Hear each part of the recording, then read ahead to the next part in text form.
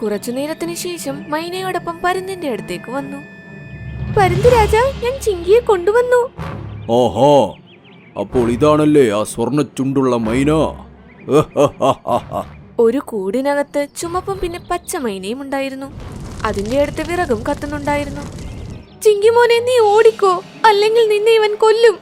ചിങ്കി, വേഗം ഈ കത്തുന്ന തീയിലേക്ക് നടന്നു പോ, അല്ലെങ്കിൽ നിന്റെ അമ്മയെ ഞാൻ നരകിപ്പിച്ചു കൊല്ലും. ഇത് കേട്ട് ചിങ്കി പതുക്കെ പതുക്കെ തീയുടെ അടുത്തേക്ക് നടന്നു. ചിങ്കിയുടെ അമ്മ കരഞ്ഞുകൊണ്ട് അവിടെ നിന്നും ഓടിപ്പോകാനായി പറഞ്ഞു. പെട്ടെന്ന് കുറുക്കനും മാനും മോണ്ടുകുരങ്ങനും വന്നു. നിൽക്കൂ ചിങ്കി.